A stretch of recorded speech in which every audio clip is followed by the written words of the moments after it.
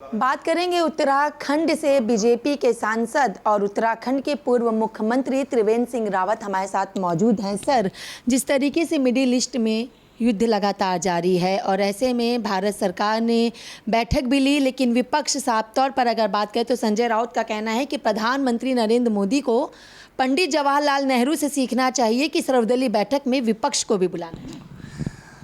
पहले तो जो शिवसेना वाले हैं, संजय राउत जी जिनका नाम आपने लिया है, पहले तो इनको ये समझना होगा कि इनकी आइडियोलॉजी क्या है, ये कहाँ भटक रहे हैं। दूसरी बात ये है कि भारतीय जनता पार्टी को उसका अपनी वैचारिक प्रतिबद्धताएं हैं, अपनी विचारधारा है और उस विचारधारा के आधार पर हम लोग काम करते हैं। और विचारधारा क्या है? तो विचारधारा है एकात्म मानववाद की। पक्ष हो चाहे विपक्ष हो, भाई हम सब लोग एक हैं। और सदन में मैंने ये देखा है कि जितनी उदारता से बोलने का मौका मिलता है, हम तो माननीय लोकसभा अध्यक्ष से कई बार कहते हैं कि साहब आप हमारे भी संरक्षक हैं, केवल आप प्रतिपक्ष के ही नहीं हैं संरक्षक हैं, आप हमारे भी संरक्षक हैं। हमको भी बोलने का मौका मिलना चाहिए, हम भी अपनी बात कह सकें। और इतना संरक्षण हमारे लोकसभा के अंदर, हमारे लोकसभा के जो माननीय अध्यक्ष हैं, जो सभापति हैं, वो देते हैं। बड़ी पूरी उदारता के साथ सबको बोलने का मौका दिया जाता है। अब बताइए, 5 घंटे उन्होंने शून्यकाल चलाया अभी 3 दिन पहले, और कहा कि भाई सब अपनी अपनी भाषाओं में बोलेंगे, जो हमारी राज्य की हमारी जो क्षेत्रीय भाषाएं हैं उसमें बोलेंगे। तो इतना अच्छा, इतनी स्वतंत्रता मिल रही है, इतना अच्छा मौका मिल रहा है, तो इससे अच्छा और क्या हो सकता है। और इसलिए शिवसेना, क्योंकि वो एक विपक्षी दल है, तो शुद्ध रूप से विपक्ष का ही काम कर रहे हैं। लेकिन जो ये बिल है सांसद जी, CAPF, इस बिल का विरोध भी लगातार विपक्ष कर रहा है। चाहे हम सपा की बात कर लें, वो भी इसका विरोध कर रहा है, शिवसेना भी इसका विरोध कर रही है, हर कोई इस बिल का विरोध कर रहा है और कह रहे हैं कि ये बिल तो हो जाएगा CAPF बनान IPS हो जाएगा। ऐसा है कि विपक्ष का काम केवल और केवल विरोध करना रह गया है, और इसलिए इस तरह की अनर्गल बातें लोग कर रहे हैं। मुझे लगता है कि इससे जो समन्वय है वो बहुत बेहतरीन होगा, क्योंकि जितने भी हमारे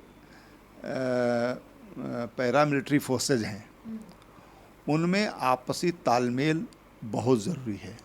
इवन स्टेट पुलिस के साथ, सेना के साथ, तो एक बेहतरीन तालमेल की आवश्यकता पड़ती है। और जिस तरह से नक्सलवाद को समाप्त किया गया है, आज कोई भी नक्सली बड़ा नेता आज बाहर नहीं है। या तो उसने आत्मसमर्पण किया है या फिर वो मुठभेड़ का शिकार हुआ है। उसके लिए बहुत ज़रूरी है कि सबके अंदर सब एक स्पिरिट से काम करें। और यही प्रयास है कि तमाम हमारे जितने भी सुरक्षा बल हैं वो एक स्पिरिट जो काम कर रहे हैं, स्पिरिट तो अभी भी है उनके अंदर, लेकिन उनमें जो समन्वय चाहिए वो समन्वय मजबूत होगा। और देश के लिए जो ज़रूरत है, तमाम जो आंतरिक समस्याएं जो खड़ी हो रही हैं, जो नज़र आ रही हैं, और जो भविष्य की ज़रूरतें हैं, वो उससे पूरा होंगी। एक अंतिम सवाल कि जिस तरीके से मिडिल ईस्ट में लगातार युद्ध जारी है और उसी को देखते हुए अगर बात कर ली जाए तो ट्रंप के बयान के बाद ऑयल जो है वो $105 के लगभग, यानी 4% की उसमें बढ़ोतरी हुई है। कितना इसका असर पड़ेगा, क्योंकि कमर्शियल LPG गैस सिलेंडर के दामों में बढ़ोतरी के चलते कई अलग अलग जगहों से कतारों की तस्वीर और पलायन की भी तस्वीर देखने को मिली।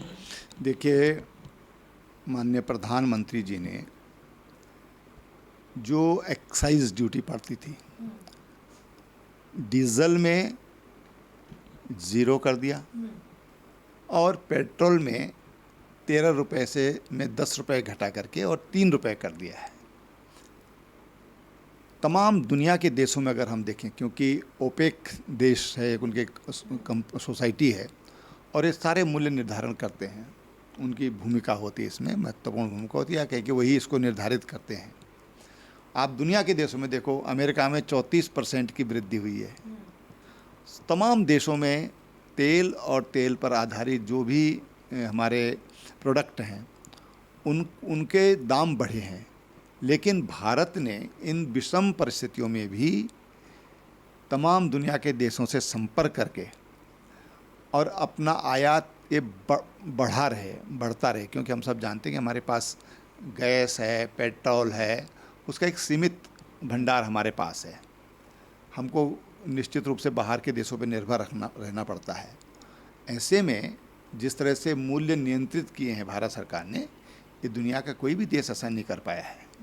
तो मुझे लगता है कि तमाम जो हमारे विपक्ष के लोग हैं, जब हम देख रहे हैं कि दुनिया में किस तरह का माहौल है, किस तरफ ये जो युद्ध है वो किस तरह से नया आयाम ले रहा है, नए रूप ले रहा है, ऐसे में उनको चाहिए कि वो देश के लिए एकजुट होकर के खड़े रहें और किसी को इस तरह के आरोप न लगाएं, बल्कि कोई समस्या अगर है, वो केवल हमारी होम प्रोडक्ट नहीं है, हमारे देश से उत्पन्न हुई समस्या नहीं है, वो एक अंतर्राष्ट्रीय समस्या है। तो उनको चाहिए कि सब मिल कर के और सरकार के साथ ऐसे मौके पर उनको खड़ा होना चाहिए, न कि केवल विरोध करना मैं समझता हूँ कि उचित नहीं है। बहुत बहुत शुक्रिया। ये थे हमारे साथ उत्तराखंड से बीजेपी के सांसद त्रिवेंद्र सिंह रावत। वीडियो जर्नलिस्ट हिमांशु के साथ मैं कंचन अरोड़ा, TV7 भारत, दिल्ली।